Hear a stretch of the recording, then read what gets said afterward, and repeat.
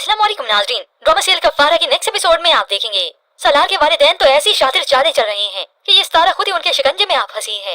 और उधर सलार जिसे सितारा से ज्यादा उसके घर वालों की फिक्र है, वो ज़ुहैब की बेल करवाने के इंतजाम तो पहले ही करवा चुका था और सितारा को यही लगा कि वही उसकी बेल करवाने जा रही है। मगर सलार को ये बात अच्छी नहीं लगती कि सितारा अब मेरे माँ बाप के सहारे पर है, उनका नाम इस्तेमाल कर रही है। वो तो किसी के सगे नहीं बनते।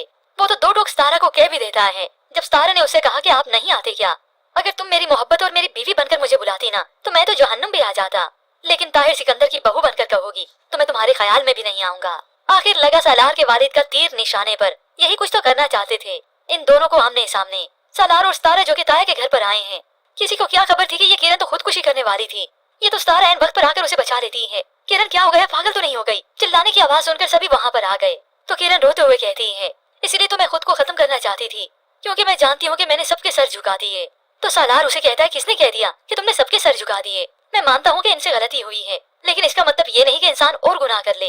लोगों से डरोगी ना तो कल को तुम्हारी अम्मी तुम्हारे अब्बू इसी तरह से खुदकुशी करने की कोशिश करेंगे। सलार तो किरण को समझाता है कि वो लोगों की परवाह ना करे, क्योंकि लोग किसी को जीने नहीं देते। ये सब सुनकर तो किरण और भी ज्यादा शर्मिंदा होगी कि मैंने इस सलार और सितारा के साथ कितना बुरा किया। तो उधर निम्मी भी अपना अंजाम भुगत रही है, क्योंकि ये कासिम तो उसे बदनाम करके मेंटल कहकर कमरे में बंद किए रखता है। तो ये निम्मी भी उसे धमकी दे ही देती है कि वो इस कासिम को उसके घर वालों के सामने एक्सपोज करेगी, फिर सितारा के सामने। तो ये कासिम इस निम्मी पर तशद्दुद ही करता है, उसे बेड पर ही पटक दिया, क्योंकि ये कासिम तो इस निम्मी को चुन चुन के मारना चाहता है। जो कुछ उसने सोचा था वो कर भी रहा है। यूं ही कुछ वक्त बीतने के बाद ये ज़ाहिरा बेगम सलार के वालिदैन के पास आ गई, क्योंकि सलार के वालिदैन सितारा के कांधे पर रखकर बंदूक जो चला रहे हैं और अपनी सियासत अलग से चमका रहे हैं।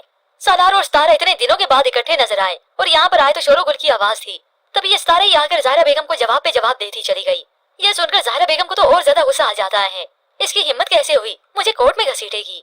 और तभी सितारा फिर से इस्तेमाल करती अपनी ये पावर, मैं इनकी बहू हूँ। ये सुनकर तो सलार को बिल्कुल भी अच्छा नहीं लगता।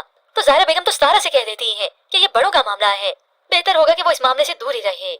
मगर सितारा कहाँ दूर रहेगी, क्योंकि वो तो सलार के वालिद की बातों के झांसे में आ चुकी है। तभी तो सलार नाराज होकर सितारा से यहाँ से ही चला जाता है कि न मैं यहाँ पर होऊंगा न इसके मामले में बोलूंगा। ये अलग बात है जब सितारा को मालूम होगा सलार के वालिदैन के इस गलत इरादे के बारे में, तब उसके पास सिवाय पछतावे के कुछ नहीं रहेगा। और होप सो तब सितारा खुद ही मान जाए कि सलार और मैं अलग घर में ही शिफ्ट हो जाते हैं। तो खैर व्यूअर्स, आपको क्या लगता है, क्या इस बेवकूफ़ी की इंतहा को सितारा जब पहुंचेगी तो क्या उसके सामने हकीकत आएगी सलार के वालिदैन की? मज़ीद ड्रामा रिव्यूज के लिए आप देखते रहिए उर्दू टीवी।